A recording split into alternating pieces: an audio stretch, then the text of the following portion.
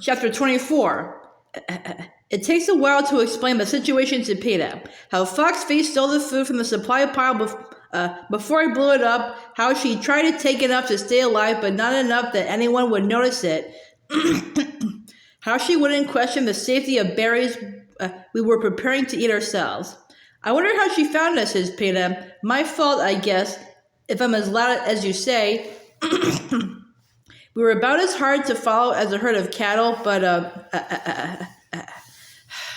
I try to be kind. And she's very clever, Peter. Well, she was, until you outfoxed her. Not on purpose. Doesn't seem fair somehow. I mean, we would have both been dead too if she hadn't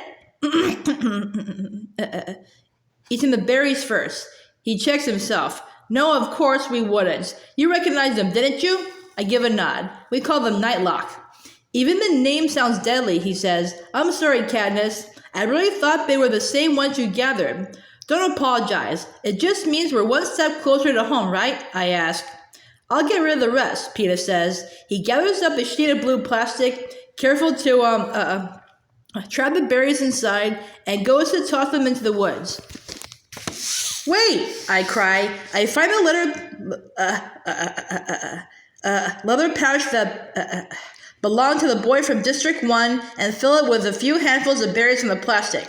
If they fooled Foxface, maybe they can fool Kato as well. If he's chasing us or something, we can act like we accidentally dropped the pouch, and if he eats them, then hello, District 12, says Peter.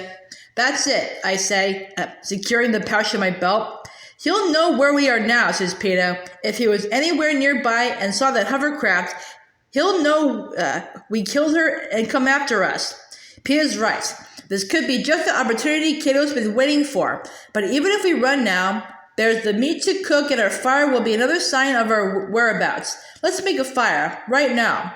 I begin to gather branches and brush. Are you ready to face him? Peter asks. I'm ready to eat. Better to cook our food while we have the chance. If he knows we're here, he knows. But he also knows there's two of us and probably assumes we were hunting Foxface. That means you're recovered. And the fire means we're not hiding. We're inviting him here. Would you show up? I ask. Maybe not, he says. Peter's in the woods with fires, coaxing a blaze out of the damp wood. In no time, I have the rabbits and squirrel roasting, the roots wrapped in leaves, baking the coals. We take turns gathering greens and keeping a careful watch for Kato, but as I anticipated, he doesn't make an appearance. When the food's cooked, I pack most of it up, leaving us each rabbit's leg to eat as we walk. I want to move higher into the woods, climb a good tree, and make camp for the night, but Peter resists. I can't climb like you, Katniss, especially with my leg, and I don't think I could ever fall asleep 50 feet above the ground. It's not safe to stay in the open, Peter, I say. Can we go back to the cave? He asks. It's near water and easy to defend. I sigh. Several more hours of walking, or should I say crashing, through the woods to reach an area we'll just have to leave in the morning to hunt. But Peter doesn't ask for much. He's followed my instructions all day, and I'm sure things were reversed. He wouldn't make me spend the night in a tree. It dawns on me that I haven't been very nice to Peter today, nagging him about how loud he was, screaming at him over disappearing. The playful romance we've had sustained in the cave has disappeared out in the open, under the hot sun, with the threat of Kato looming over us. Hamish has probably just about had it with me. And as for the audience, I reach up and give him a kiss. Sure, let's go back to the cave. He looks pleased and relieved. Well, that was easy. I work my arrow out of the oak, careful not to damage the shaft. These arrows are food, safety, and life itself now. We toss a bunch more wood on the fire. It should be setting off smoke for a few more hours, although I doubt Kato assumes anything at this point. When we reach the stream, I see the water has dropped considerably and moves at its old leisurely pace, so I suggest we walk back at it. Peter's happy to oblige and says he's a lot quieter in water than on land. It's a doubly good idea.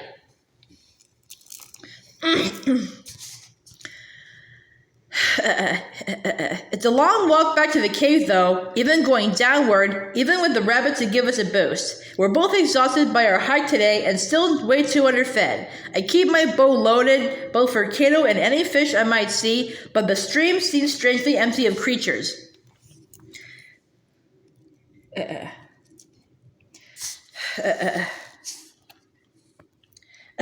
By the time we reach our destination, our feet are dragging and the sun sits low on the horizon. We fill up our water bottles and climb a little slope to our den. It's not much, but out here in the wilderness, it's the closest thing we have to a home.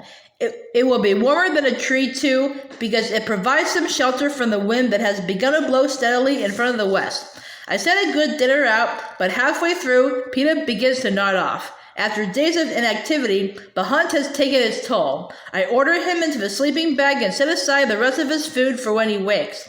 He drops off immediately. I pull the sleeping bag up to his chin and kiss his forehead, not for the audience, but for me. Because I'm so grateful that he's still here, not dead by the stream as I thought. So glad that I don't have to face Kato alone. Brutal, bloody Kato who can snap a neck with a twist of his arm, who had the power to overcome Thresh, who has had it out for me since the beginning. He probably has had a special hatred for me ever since I outscored him in training. A boy like Peter would simply shrug that off, but I have a feeling it drove Kato to distraction, which is not that hard. I think of his ridiculous reaction to finding the supplies blown up. The others were upset, of course, but it was completely unhinged. I want to know if Kato might not be entirely sane. The sky lights up with a seal, and I watch Foxface shine in the sky and then disappear from the world forever. He hasn't said it, but I don't think Peter felt good about killing her, even if it was essential. I can't pretend I'll miss her, but I have to admire her. My guess is if they had given us some sort of test, she would have been the smartest of all the tributes. If, in fact, we had been setting a trap for her, I bet she'd have sensed it and avoided the berries. It was Peter's own ignorance that brought her down. I spend so much time making sure I don't underestimate my opponents that I've forgotten it's just as dangerous to overestimate them as well. That brings me back to Kato. But while I think I had a sense of Foxface, who she was and how she operated, he's a little more slippery. Powerful, well-trained, but smart? I don't know. Not like she was, and utterly lacking in the control Foxface demonstrated. I believe Kato could easily lose his judgment in a fit of temper. Not that I can feel superior on that point. I think of the moment I sent the arrow flying into the apple in the pig's mouth when I was so enraged. Maybe I do understand Kato better than I think. Despite the fatigue in my body, my mind's alert, so I let Peter sleep long past our usual switch. In fact, a soft gray day has begun when I shake his shoulder. He looks out, almost in alarm. I slept the whole night. That's not fair, Katniss. You should have woken me.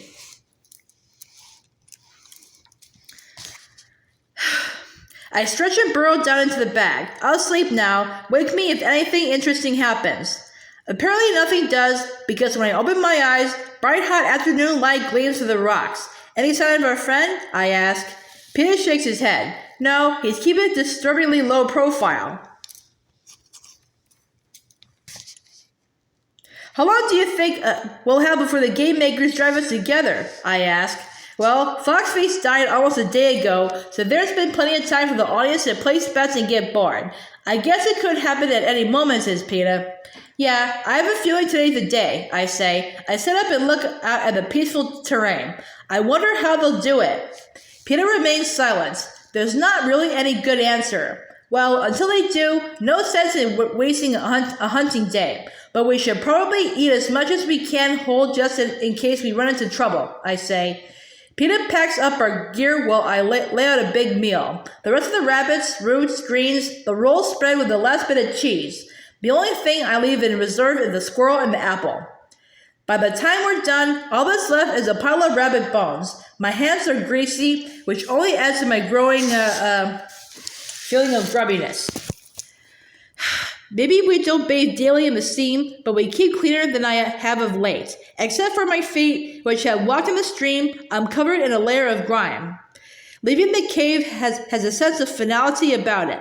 I don't think that there will be another night in the arena somehow. One way or the other, dead or alive, I have the feeling I'll escape it today. I give the rocks a pat goodbye and we head down to the stream to wash up. I can feel my skin itching for the cool water. I may do my hair and braid it back wet. I'm wondering if we might even be able to give our clothes a quick scrub when we reach the stream. Or what used to be the stream. Now there's only a bone-dry bed. I put my hand down to feel it. Not even a little damp. It must have drained it while we slept, I say.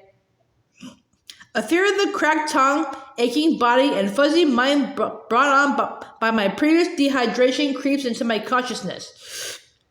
Our bottles and skin are fairly full, but with 2 drinking and this hot sun, it won't take long to deplete them.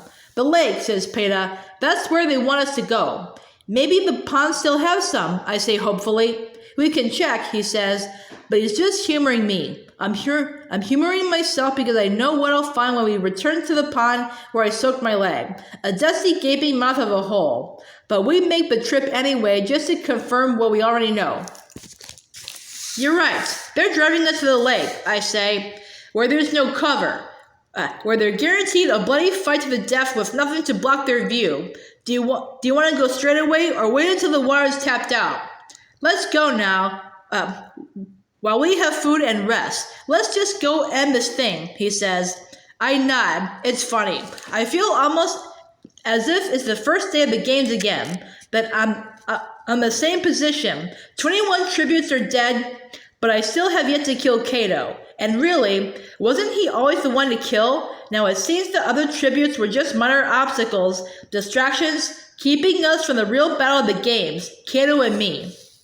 But no, there's the boy waiting beside me. I feel his arms wrap around me.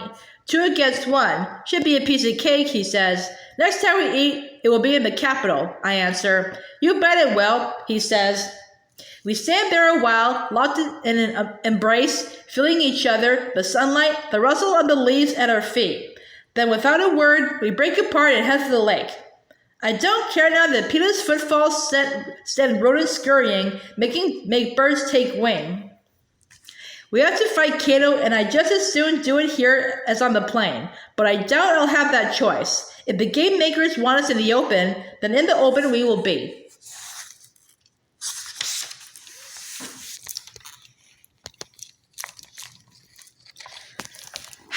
We stopped to rest for a few moments under the tree where the careers trapped me. The husk of the tracker-jacker nest, beaten to a pulp by the heavy rains and dried in the burning sun, confirms the location. I touch it with the tip of my boot, and it dissolves into dust that is quickly carried off by the breeze. I can't help looking up in the tree where Rue secretly perched, waiting to save my life. Tracker-jackers, Glimmer's bloated body, the terrifying hallucinations.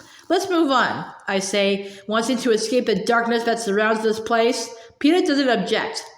Given our late start to the day, when we reach the plain, it's already early evening. There's no sign of Kato, no sign of anything except the gold cornucopia glowing in the slanting sun rays. Just in case Kato decided to pull a fox face on us, we circle the cornucopia to make sure it's empty. Then obediently, as the following instructions, we cross the lake and fill our water containers. I frown at the shrinking sun. We don't want to fight him after dark. There's only the one pair of glasses. Peter carefully squeezes drops of iodine into the water. Maybe that's what he's waiting for. What do you want to do? Go back to the cave?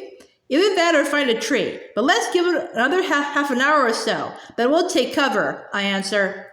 We sit by the lake in full sight. There's no point in hiding now. In the trees at the edge of the plain, I can see the mockingjays flitting about, bouncing melodies back and forth between them like brightly colored balls. I open my mouth and sing out Rue's 4-note run. I can feel them pause curiously at the sound of my voice, listening for more.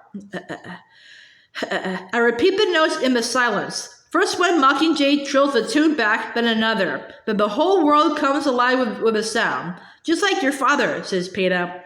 My fingers find the pin on my shirt. That's Rue's song, I say. I think they remember it. The music swells and I recognize the brilliance of it. As the notes overlap, They complement one another, forming a lovely, unearthly harmony. It was this sound bend,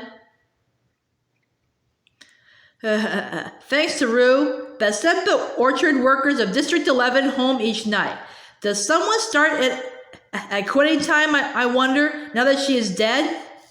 For a while, I just closed my eyes and listened, mesmerized by the beauty of the song.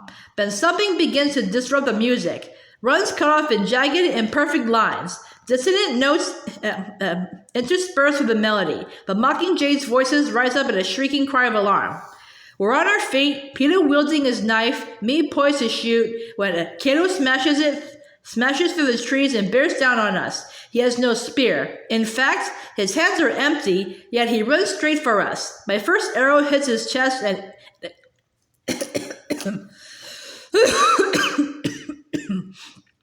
inexplicably falls aside. He's got some kind of body armor, I shout to Peeta.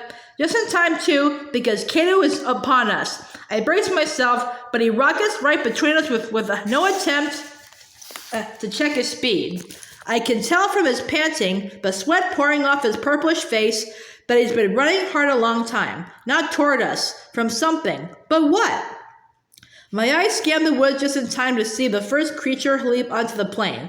As I'm turning away, I see another half dozen join in. Then I am stumbling blindly after Kato with no thought of anything but to save myself.